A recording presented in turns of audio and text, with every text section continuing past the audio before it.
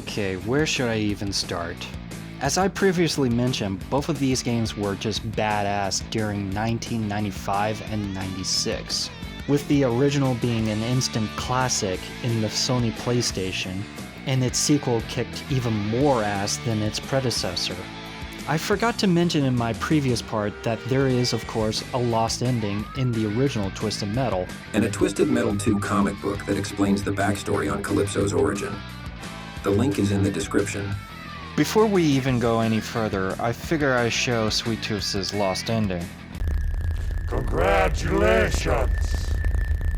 You have won my contest. Welcome to my home. As you know, Mr. K, you are now able to claim any prize you request. You just don't know. You don't know what it was like for me. And I, and you, and them. You don't know! Look, I'm a bit confused, Mr. K. You do understand, by winning High Octane, you are entitled to any request of any value. And yet, you asked me for this? Oh man! Give me that! Give me! A paper bag? You can't be serious. Oh man!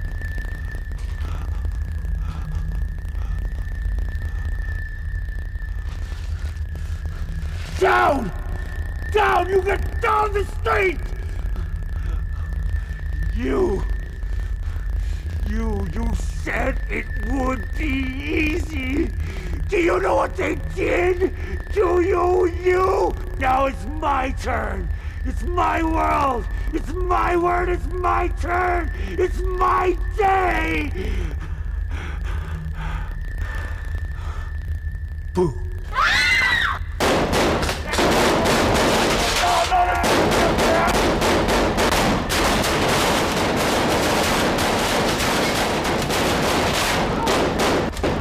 The pineapple!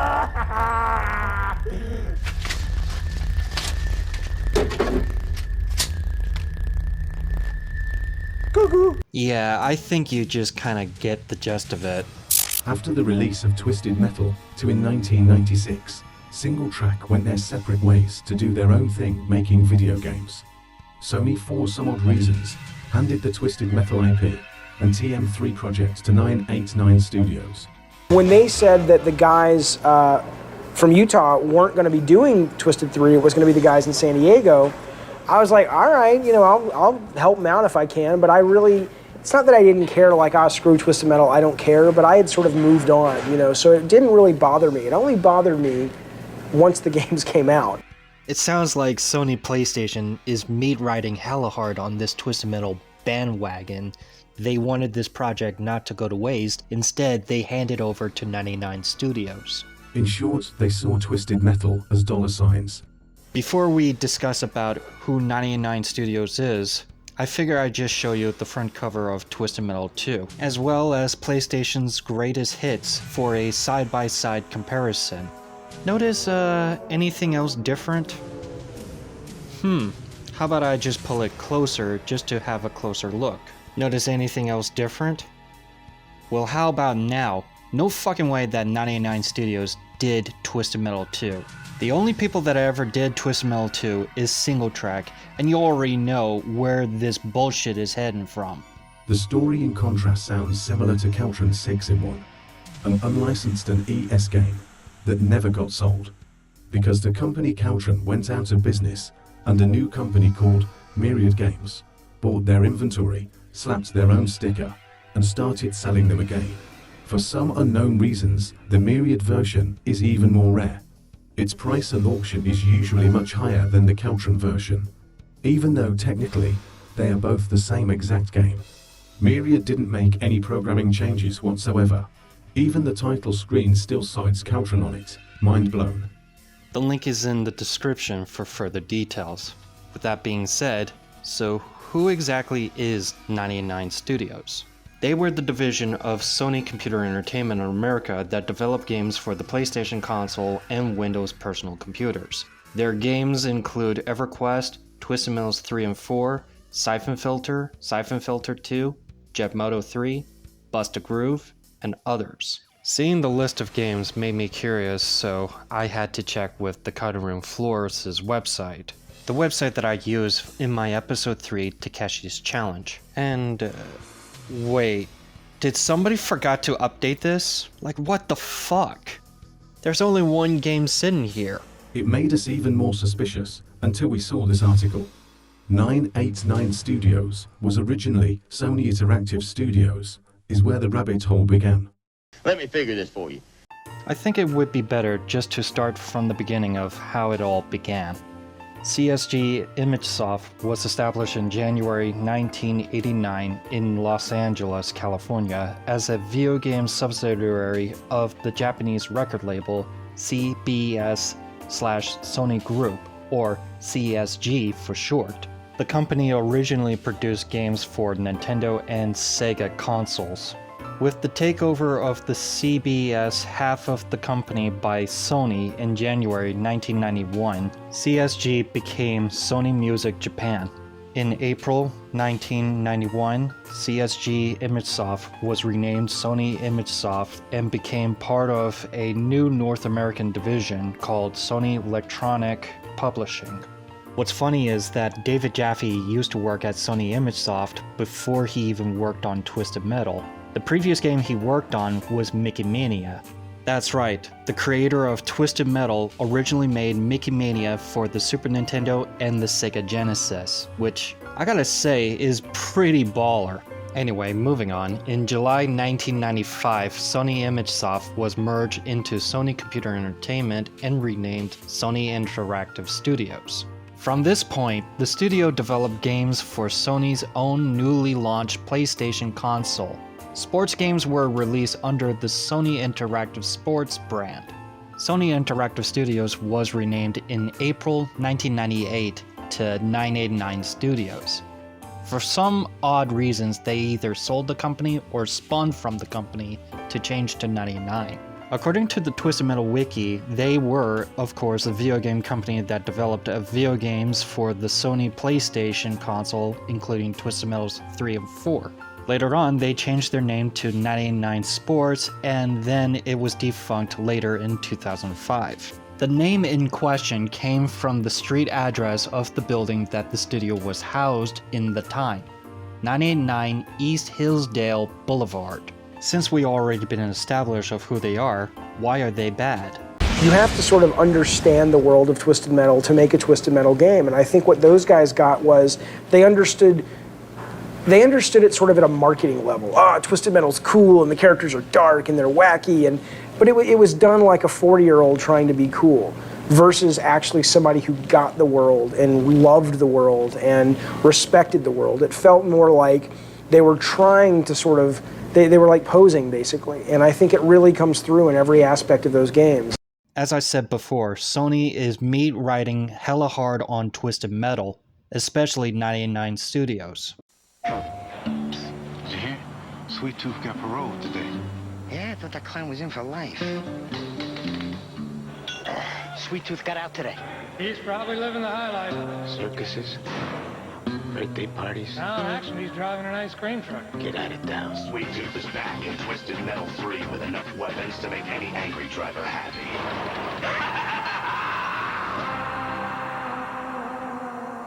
You go, Sweet Tooth. PlayStation. Enough beating around the bush. Twisted Metal 3 for the first time. We see a battle skirmish on the main screen. And as before, we got previous cars from Twisted Metal 2, along with the new ones in Twisted Metal 3. Each character looks great, except for Flower Power for some reason.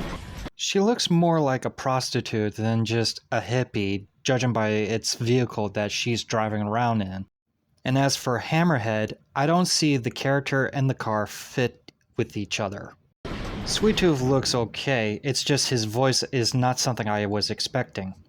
I scream, you scream, we all scream for me!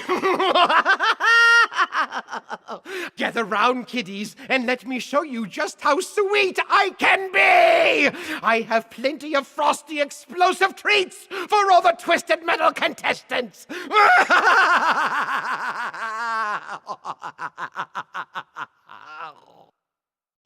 Some of the voice actings are good, and some of them are just dog shit in comparison. I've been fighting for more than 10 years, from the streets of LA to the far corners of the earth. I'm gonna bring some respect back to South Central. After I bust some heads in this contest, I'll kick it with my homies in the crib. The best voice acting I could think of is Buster Cobb, the driver of Augur. I've spent my whole life building what those twisted metal jerkies destroy in 20 minutes. They've torn up my smooth roads and left my buildings in rubble. I'll happily drill 6-foot graves for all my opponents. And as for Marcus Kane, he's not the same as he once was before. I'm channeling a transmission from the mothership, Dr. Area 51. The bald-headed friendlies tell me I'll win the Twisted Metal tournament, even though I'm an evil-smelling wacko. I'm not begging for this victory. I'm earning it! Once selecting the character, the game begins. We do apologize for the music changes, because this game has copyrighted music. It's not just Twisted Metal 3, but so does Twisted Metal 4 in the same category. Yeah, there's a reasons why Twisted Metals 3 and 4 are not on PlayStation Network is due to the copyrighted music. Plus, YouTube will just pick up on this music and will automatically copyright the video, which is total bullshit. That being said, the gameplay is not bad, but not great either, because they used the race car engine in order to make this game, which is inferior to Twisted Metal 2 engine. Why? Because they didn't have the source code unlike Single Track. And trust us, this is gonna get downhill from here. There are 8 levels in Twisted Metal 3. Hollywood, Washington DC, Hangar 18, which is kinda odd just to have a UFO in a Twisted Metal game. The North Pole, London, Tokyo, Egypt, and Calypso's blimp being as the final level. We finally get to see Sweet Tooth's car and... Oh! Ew! Dude! What the fuck? Seriously, 989 Studios? What the fuck? You made Sweet Tooth's head more realistic, which makes me think that he's sticking his head out of an ice cream truck. Like, what the fuck? You guys are turning him into a joke. Could we please calm the fuck down and focus here? The interesting thing that it has 4 players deathmatch, which we will give 989 credit for. So let's talk about the bosses. The first boss is Darkseid, which I'm glad he made his return, but sadly, he's not a selectable character. The second boss is Minion, which it became as a tradition as him being as a mid-level boss out of the 8 levels. And then there's the new final boss called Primeval, which he's driving around in some space tech Land Rover of some sort. I don't even know what the heck it is. It looks like a moon buggy, but I don't even know what the hell it is. The most annoying goddamn part is when the enemies respawn. At first, I didn't even know what the hell happened. Like, did the enemy's health regenerate or something? No. Instead, as soon as you destroy this one car, it just spawns another car. And this continues on and on and on until you get to the final level, which is the biggest middle finger to all players. You're going around the level destroying switches in order to destroy the spawner that they're constantly spawning at while being hunted down by contestants. I mean, technically you can kill them, but they're just gonna come back like nothing happened. And as for the character endings, they're shit too. Like none of them got a good ending out of one of the characters, which is just shit.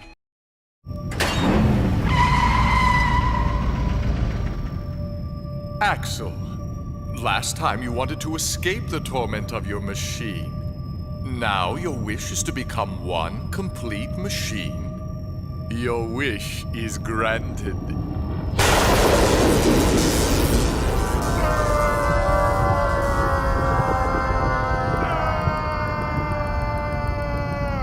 Don't worry, Axel. Time flies when you're having fun. I am Calypso, and I thank you for playing Twisted Metal. Each character endings are just absolute shit, which I'm not going to even go each and every single last one of them, so let's move on to Twisted Metal 4. Pop the hood! The hood.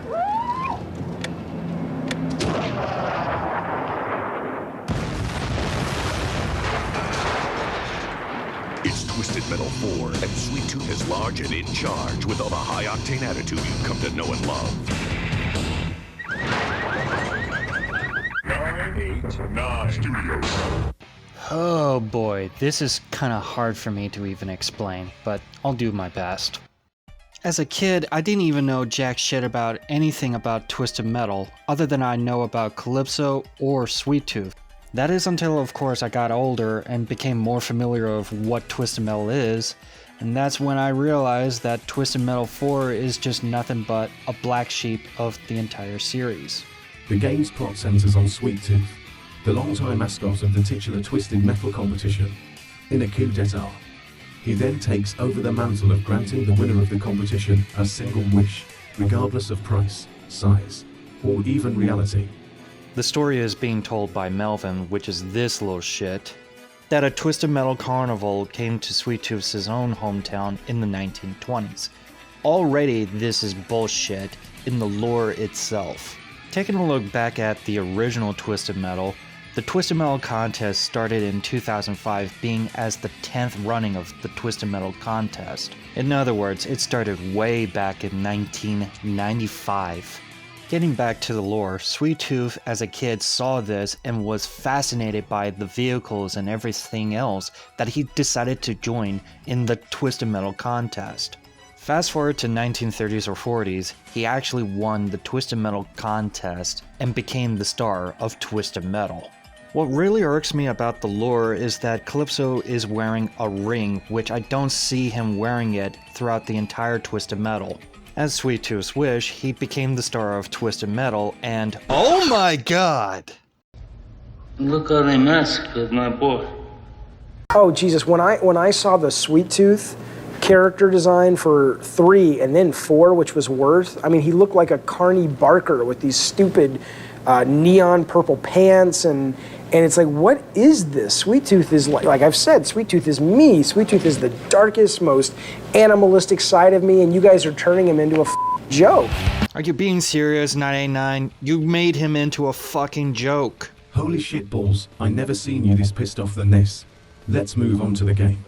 Twisted Metal 4 has a lot more varieties than its predecessor of Twisted Metal 3.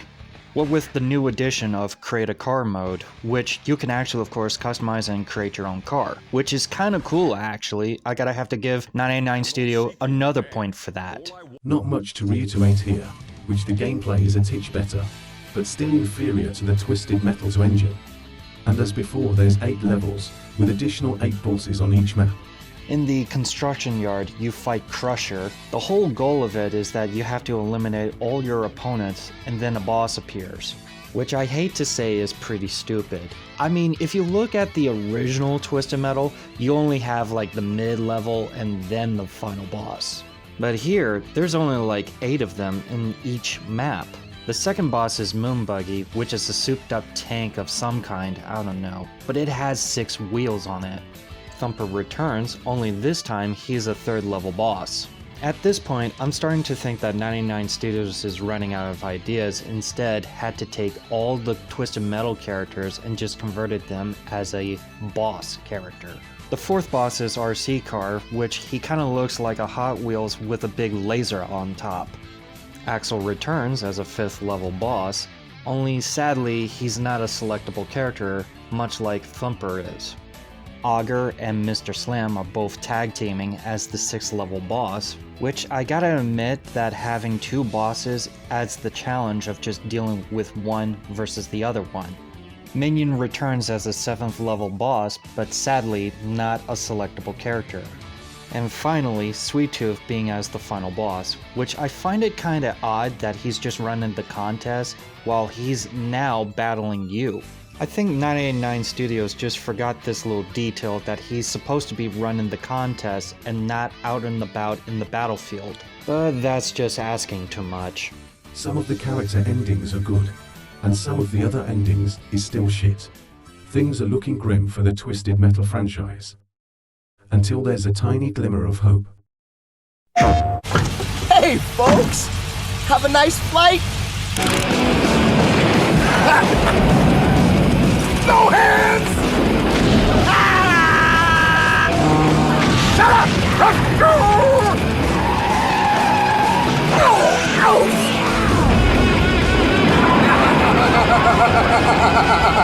Road trip. Different kind of car, different kind of driver. PlayStation. While David Jaffe was working with 99, working on Twisted Metals 3 and 4, along with talented people. You know, I know the guys who made 3 and 4. They're good guys. Some of them have moved on to make some really great games in the industry. But those games, you know what I'd say? By and of themselves, I think there are things in those games that are certainly cool. And there's good work in those games on every aspect, code and art and game design. That's not to say by themselves they're bad games, they're just bad Twisted Metal games. Nestled at the back of the PlayStation library, there is a game called Road Trip Vacation 2012. Stories and rumor has it that this is the true Twisted Metal 3. It is the year 2012. The world is crumbling into a new dark age. Disease and poverty run rampant in a world scourged by desolation, pollution, radiation, and despair. But hey! Don't let that spoil your day. Take a vacation! Are you literally dying to go on vacation? Well, now's the time to make your dream come true with a luxurious visit to one of Big Daddy's vacation wonderlands.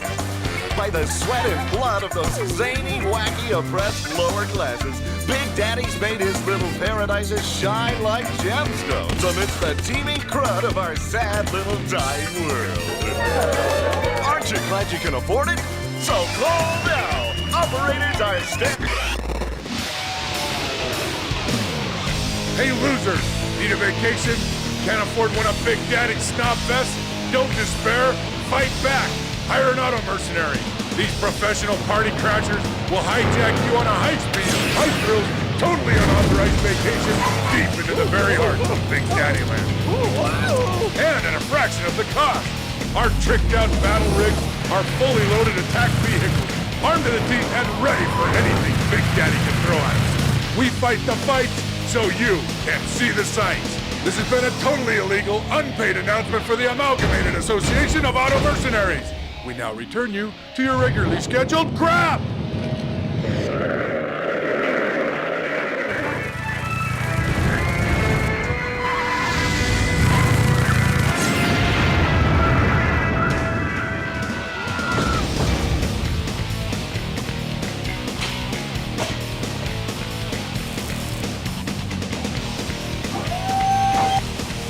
So you want to be an auto mercenary, huh?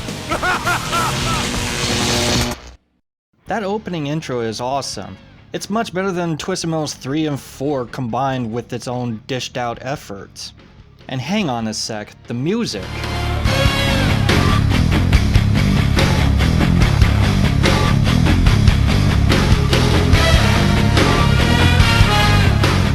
This music reminds me of the Peter Gunn theme from the Blues Brothers movie.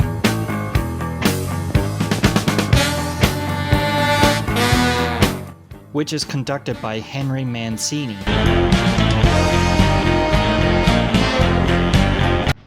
Okay, enough gushing about the music. How is the gameplay? Oh my god. Oh fucking god. This is fucking good. Holy shit. Look at all the fucking details and everything else. This is fucking much better than Twisted Metals 3 and 4. What the hell? Who made this? Oh my god. No wonder this is good. Imagine the gameplay of Twisted Metal 2, mixed with Crazy Taxi, and it's a match made in heaven. Like all games before, is blow shit up and fucking up your opponents. Alright, listen up, I'm only going over this once. You need cash. You get cash from the tourist. Find the tourist, make a slow pass by him, and he'll jump in. If another merc's already got him, you can pop him right out with a good old ejector weapon, then pick him up. Now to get the payoff, you've got to get the tourist to the photo op. Find one on radar, drive in and stop. When you see the flash, he'll cough up the cash.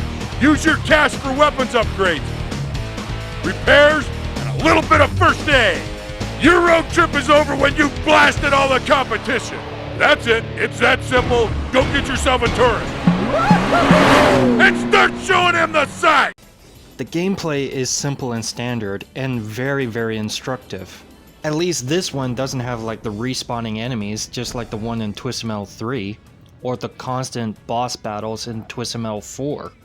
Overall, the game kicks so much ass, and I highly recommend if you got yourself a copy of this. And as for Twisted Metal, it makes an epic return comeback in 2001.